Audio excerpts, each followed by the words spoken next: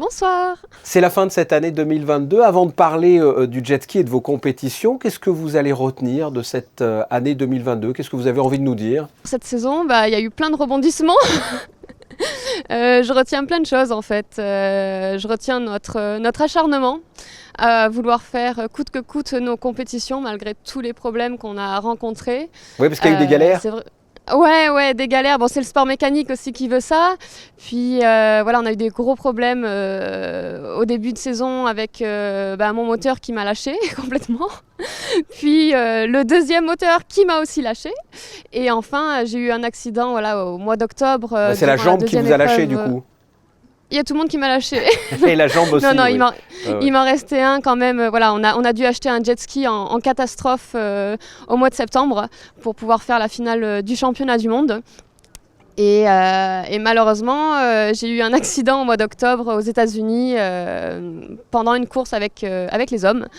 Et c'est vrai qu'il a fallu se battre pour retrouver toute la force, l'énergie, le mental aussi, parce que c'est vrai que j'ai été très très affectée mentalement avec cet accident.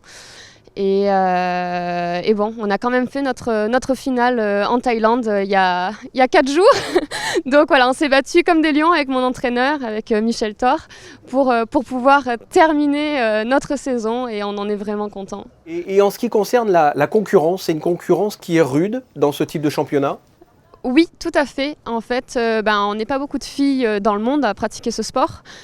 Du coup, on se retrouve partout dans le monde avec des nanas qui ont un super top niveau. Et là, on était près de 25 super nanas de 12 nationalités différentes.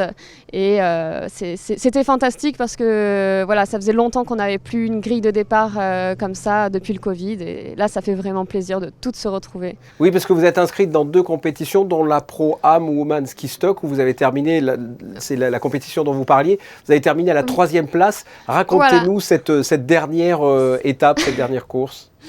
Déjà, on est arrivé en Thaïlande, donc je cours, comme vous l'avez dit, dans 2 catégories, donc chez les hommes et chez les femmes. Et on commençait cette semaine avec la catégorie des hommes et on a eu des qualifications.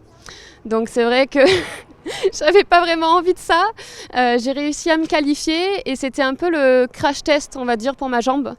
Parce que suite à mon accident, j'avais une phlébite, thrombose et une entorse de Chopard et on ne savait pas trop comment la jambe allait réagir sur un jet ski.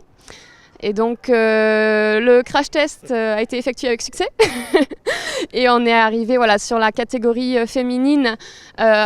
Un peu fatiguée quand même, mais on savait que ça allait tenir. Et là, c'était la finale. Donc, j'ai vraiment tout donné. On a eu des grosses conditions avec des vagues sur une course. Donc, ça a été très dur. Mais finalement, cette 3e place, c'était pas ce que je voulais en début d'année. Moi, j'espérais avoir le titre, évidemment, des World Series. Mais vu tout ce qui s'est passé, finalement, on en est vraiment satisfait.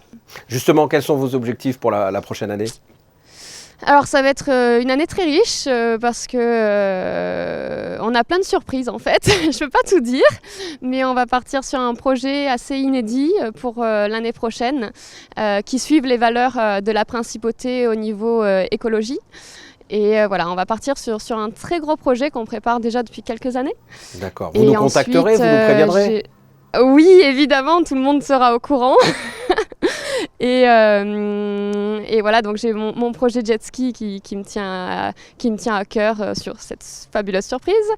Les World Series sur lesquels j'aimerais quand même obtenir un jour mon titre parce que j'ai quand même eu 2 fois le titre de vice-championne de la Coupe du Monde et une 3e place. Donc c'est vrai que j'aimerais bien avoir la première une fois.